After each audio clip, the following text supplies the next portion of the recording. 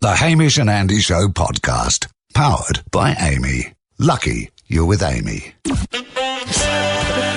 afternoon, everyone. Hamish and Andy with you, back for another happy hour to round out this Friday. And we're kicking off with something, Ham, that my friendship group is very, very excited to hear. Really? Is it a dubious dad claim? A huge dad claim. From Hogs, Michael Hogs Horgan, who joins us on the show from time to time.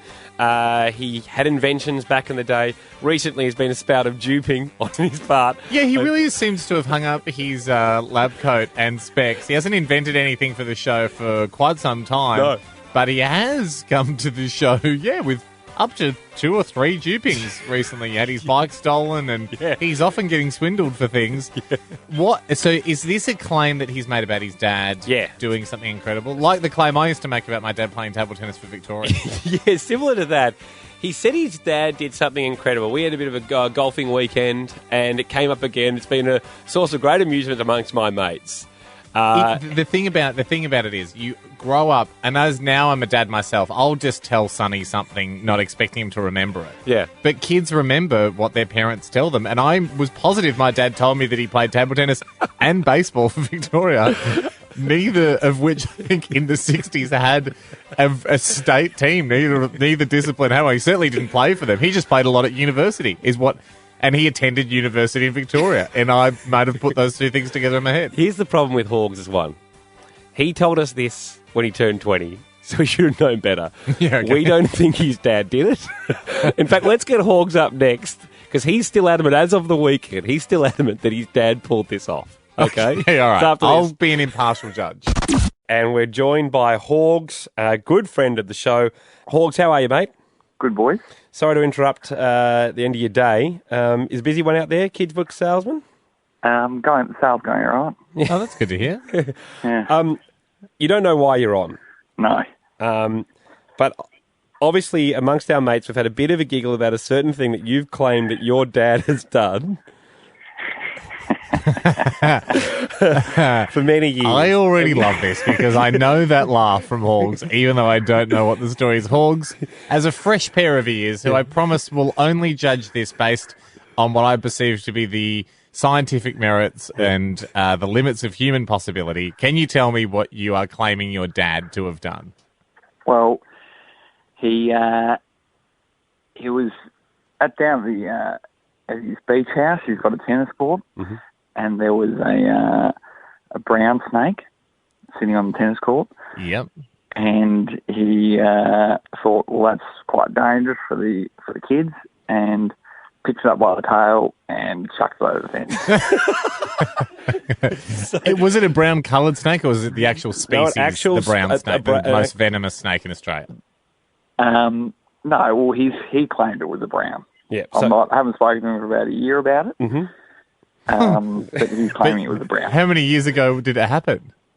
About 2 years ago. A bit longer than that, I reckon. Hogs. I think the boy, mate, I don't know, it was a few years ago. Yeah.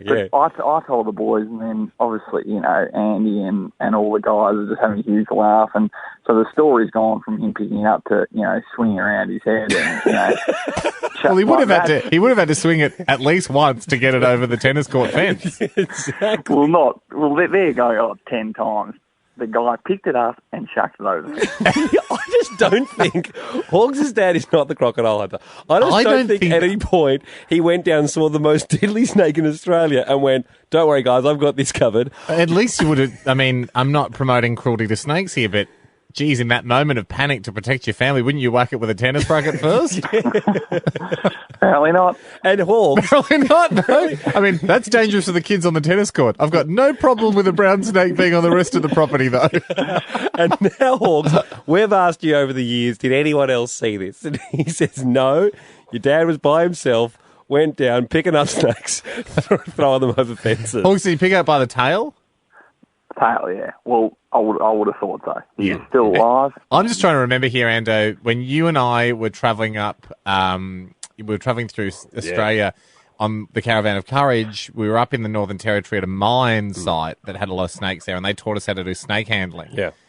Well, were you meant to pick him up by the tail? No. If you pick up the tail, they can turn around and get you. Yeah, I thought that was a bad place to get it. Yeah. Don't you pin him down just behind the head? That's what you're meant to do, according to this snake catcher. But I mean, if you're picking it with the tail and you're swinging around with such force that its body cannot physically bend back, then you're fine. Well, Hogs, I would like to do this on today's show and hear it from the man himself. Are we a chance to get your dad's number and call him after this song, just to verify this claim? Because we think Wouldn't it be amazing, Hogs? After all these years, you can either now ride high with the fact that your dad is the snake slinger, or you can hear the real story. And don't word him up, okay? We don't want to hear the proud son version. Now, Hogs, how are you feeling at this stage? I've just heard for the first time this dad claim where you told us about the time a few years ago where your dad walked onto a tennis court at his beach house, and he saw there was a brown snake there on the tennis court, possibly the most deadly snake in Australia. Yeah. And he said, "I'm not having any of this, not with my precious kids around."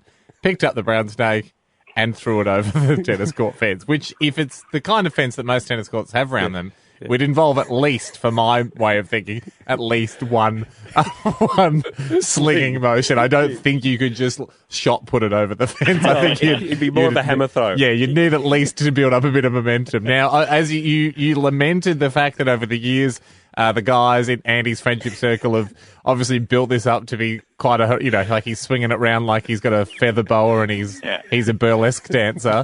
Now, I'm not saying he's done 10 swings, but in my book, he would have had to at least do one. None of Andy and I got about 8 mates. Yeah, that's it. And, none of them believe me. No. And then, I mean, last week, Hogs, over the golf weekend, it was brought up we should call David and find out your father. And our friend Ross said, no, it's better this way. It's better not knowing, but it's got too much for me, and I want to find out. That's why we've got Hogs' father on the line. David, thank you very much for joining us, and sorry for interrupting your day. Pleasure, guys. Pleasure. David, welcome to the show. It is an honour to have you on, sir. Were you able to hear that while you were on hold? Certainly did. Okay. So you'd be familiar. First of all, are you familiar with the story in question? Very familiar, yes. Okay. Yes. Okay, David. Now, you've got to be honest here. I mean, we're not going to make you swear an oath or anything, but we're in good faith. We've got you on to try and verify this story. You won't be letting down your proud son if it's not, in fact, the case. But tell us, how did it go down with the snake on the tennis court that fine day? Well, it was sunning itself on the court, and so I decided that with all the grandkids there that I better remove it. So I must admit I went down with a big stick and. Oh, Dad, you didn't say that. Hogs, let him speak. That was a big stick, so and you can hypnotise a snake with a stick. It just depends on the pressure. And as soon as it was hypnotised, I picked it up and twirled it, and it went back onto the golf course. Yes. I must say, the first thing I did after that was to get the court snake-proofed with proper wire, etc., to stop them coming back. Hang on, I remember that day actually because there was 4 people that got bitten by a snake at a golf course around about that time. So how do you hypnotise a snake? That's between you and me and later on. So I can't tell you that on air, you see. Okay, so you hit it. I didn't say that. Okay. But you did say depending on the pressure, and I imagine the pressure to be immense when you hypnotise a snake with a stick. So there you go, Hogs. You, I don't think you read between the lines on the hypnotising thing. Yeah, if we may be so crude as to paraphrase, I think your dad put it wonderfully there, but it might be possible that the snake was given a fairly large whack and a concussed limp snake was disposed of. I mean, you can twirl a limp snake 50 times if you want because it's not going to do much. So is that not a tiger? Not a tiger. You don't muck around with that. Oh, a brown snake. You don't muck around with the brown snake. The species now wobbles. Are we positive of the species? So Hogs. Tiger brown doesn't make any sense. It's true. Hogs, how do you feel? Because I think you were celebrating back then.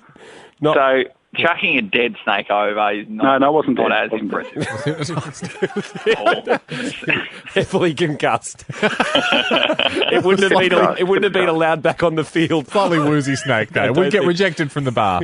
Yeah, the bouncers would tell it that to maybe go home and sleep it off and come back tomorrow. He had the 20-minute rule. Yeah, okay. The concussion rule kicked in. Hogs, how do you feel about that?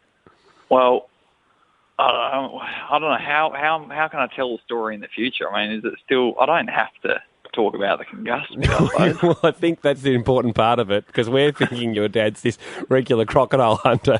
As he turns out, he's just gone down with a whacking stick like in The Simpsons. Look, at the end of the day, my dad threw a snake over the fence and yours did. Okay? Yes, we'll let that stand. Thank you very much, guys. Thank you, David. We appreciate that. Pleasure. See ya. Bye. We want to hear from yours now. Do you have a dad claim? Something that your dad said back in the day that you have held on to? We should point out that the Hogs situation there is very rare, because usually the dad claim is wildly inaccurate. Yeah, exactly. Usually it's a giant lie, i.e. my dad did not play baseball for Victoria. Yeah. Did your dad make a huge claim? What's your dad's back in the day? outrageous claim? Something that you probably won't be able to check up on. And we start with Johnny. Johnny, what's yours, mate? Yeah, hi guys. So my dad told me years ago that he used to work in a bedding store. My dad actually told me my great-grandfather invented bunk beds. And I was, obviously as a kid, I thought that was amazing. They're in school camps, they're everywhere. They're the best as well. As a kid, there's no better form of bed. Some people may argue that a car cutout is a better form, but the height of a bunk bed. And the excitement of having a sleepover on a bunk bed is huge. The trundle was the poor cousin to the bunk bed, wasn't it? 'Cause you're like, we're still sleeping on 2 levels here, but let's face it, one of us is just on ground level and the other's at regular height. So were you a little bit perplexed as to why your family wasn't seeing royalties from this wildly popular type of bed? Yeah, I don't think I ever thought of it. We always had bunk beds, so I imagine they were just given to us by the bunk bed factory or something. But it was actually at my services to bedding.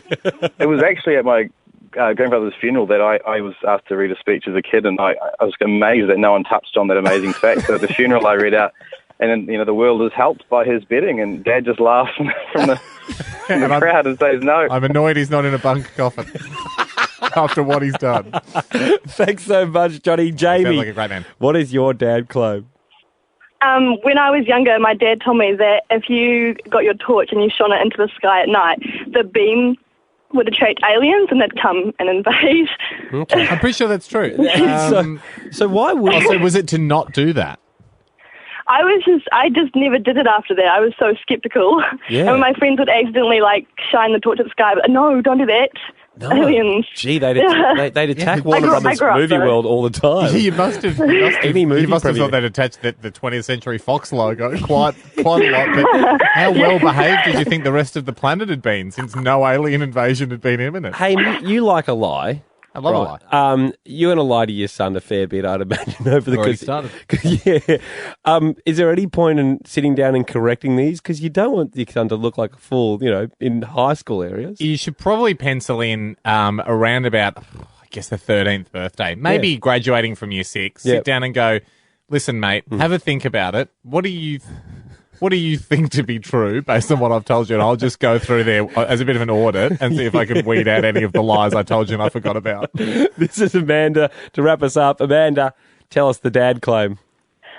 My dad claim is a bit of a dad fact as well. Mm-hmm. My dad claims to be famous, but his real name is Alexander Graham Bell. Okay. Yes, but he's not the Alexander Graham Bell, is he? Sorry? He's not. Well, I mean, he probably didn't invent the telephone, just going off the timelines of how old he might be. No, but my grandparents migrated here straight from Scotland, and Alexander Graham Bell is probably only a generation or two before them. Yeah. And but does it work out? Same family? Is it the same family? It could be, because it just could be. It just could be. Yeah, it just could be, and we're not to say it's not, and you're certainly not saying it's not, and you're not saying it is. You're not saying it's not. It's the happy hour, Hamish and Andy. This is exciting, Ham. I mean, you do like magic. I do, Ando. Here's the thing about my magic career. It probably peaked when I was in year 6. As a kid, I won my camp concert with an absolute corker of a magic show. Yes. Then None of your own tricks. Oh no! Oh yes! All learned from the Klutz Book of Magic, my first magic book. Yeah. Then, as my life progressed, I probably put magic aside for a little while the guys that are the top of the game now, they were working on stuff. They were getting better at their card tricks, all that sort of stuff. In America, when we were there a few years ago, I did brush up on my magic skills to become a member of the Magic Castle. Yep. But again, full qualified member now. Full badge wearing member. I can go. I can get one person in. No, you can't go unless you go with a magician or you're invited by a magician. But I still or you're staying at the hotel. That's attached to it. But the guest has to pay. You have to pay. Yes. But I don't because I've got the pin. Yeah. And I just pay my $120 a year to retain my pin rights. So that's exclusive. That's exclusive. But again, to be a very good magician, it's practice, Ando. Best magicians in the world, they're practicing in front of mirrors all the time, working on their angles, making sure that their illusions are top quality. Mm-hmm. I don't have that kind of time.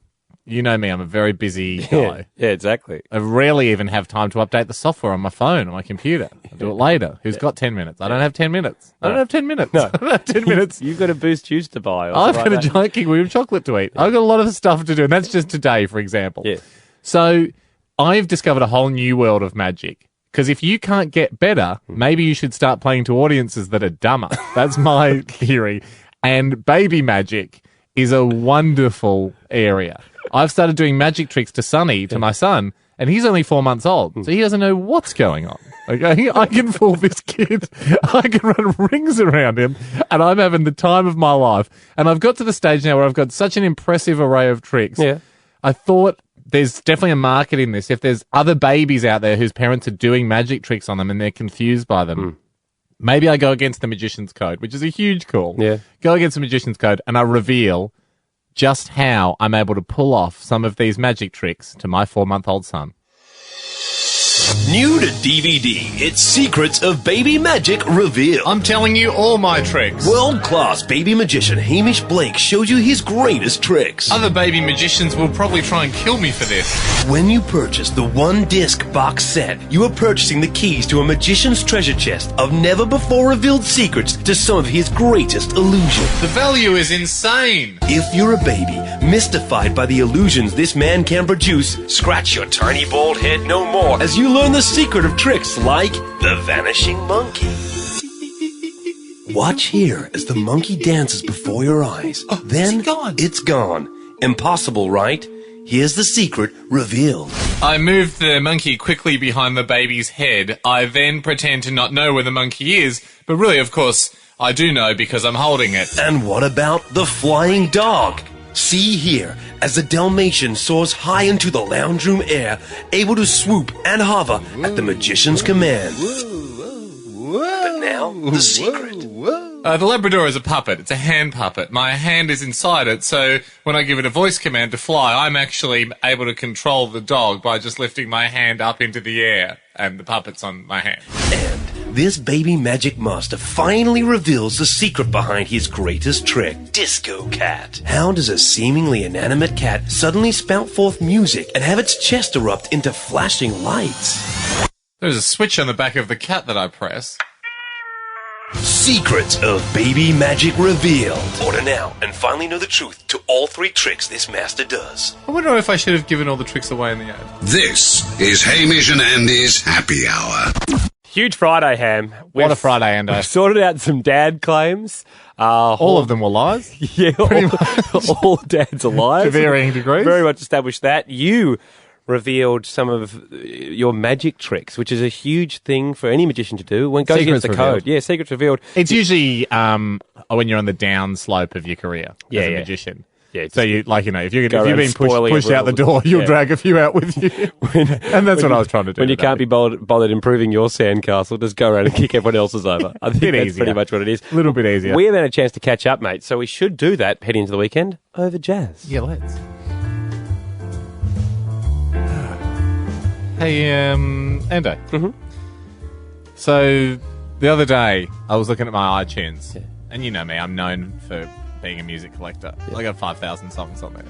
You're not really known for that. No. And I went, you know what? This is crazy. I've collected so much music, but I do tend to listen to the same 3 albums over and over again. Yeah. So when I wonder if there's any tracks on here I've just never listened to. There's probably over half, 3,000, I reckon, tracks I haven't listened to. And so I'm making it my mission to listen to them all. You won't, though. No, I won't, because they're just not as good as That's how hits work. Yeah. You're not Jay-Z. Hey, Ham. Yeah, mate. Does Braille come in different languages? No. Or is Braille a language? Like, could I speak perfect French Braille or feel it? Like, could I say the phrase, hey, I feel perfect French Braille, but very confused with the Japanese Braille? I know I just quickly said no there before, but it actually does come in different languages.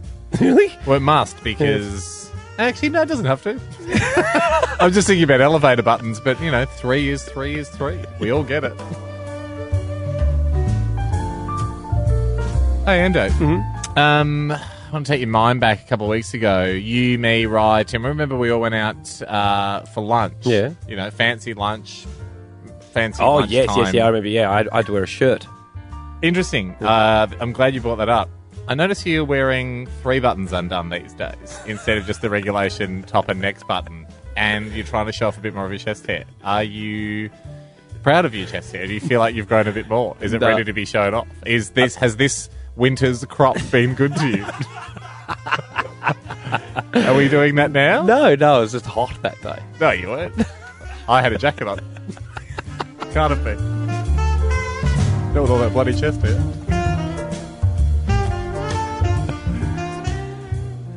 Hey, Ham. Yeah, what's up? Learned a fact on the weekend. Yeah, right. Fact or factoid? A fact, yeah. And, in fact, I'll pass you something I think you should say at the end of me telling you this fact, right? Okay. I'll pass you this note over there. Okay. You just cue me in when you want me to say this. Okay. So, I was in New Caledonia. Yep. And I learned that they're the second biggest distributor of nickel in the world. Q. God, if I had a nickel for every time someone told me that, then I would have a nickel. That's the first time I've heard that. I mean, so a ton of nickel would be worth a lot. But you just mean no, it's fine, 5 cents. Hey, Ando. Yeah.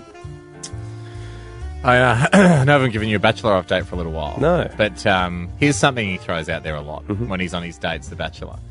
He always, in his voiceover, he's sitting there with a girl and it's sunset or whatever when he's on a single date, not a group date. Yeah. He's on a single date and he likes to throw out the phrase, I just felt like we were the only 2 people on Earth. And he throws it out like it's a good thing. Yeah. And I always think, you're taking it pretty well, mate, for someone who's just realised that all their friends and family are dead and all politicians, religious leaders, everyone you've ever known has vanished. Yeah. And you're alone. And now you have to survive by yourself. And how are you going to eat? How are you going to survive? Where are you going to get fuel from? What about power? You're dead, mate. You're dead. You've probably got a month to live. But he seems to be enjoying it. Seems to be laughing up. I guess in the moment, good on him for having the resolve to... I always just go, why wouldn't you just look at your wrist? If you're like, I feel like we're the only 2 people on Earth, wouldn't you just go like, where did I get this watch from? Who made my pants? No, that's like, if they've been exterminated... I suppose, there's 2 ways of interpreting it. If you're the only 2 people that ever existed... Yeah, no. Then it's an Adam and an Eve thing, and, that's very confusing. But if it's suddenly like, we're the only 2 people left, you should be panicking. First thing you should do is probably hoard fuel and meat. Yeah. But anyway, he usually just sits there and keeps drinking champagne. Long story short, he's not my pick for who to hang out with in the apocalypse. That's all we got time for. Thank you very much for being with us today. We will catch you on Monday, everyone. Have a great one. That was the Hamish and Andy Show podcast, powered by Amy. Lucky you're with Amy.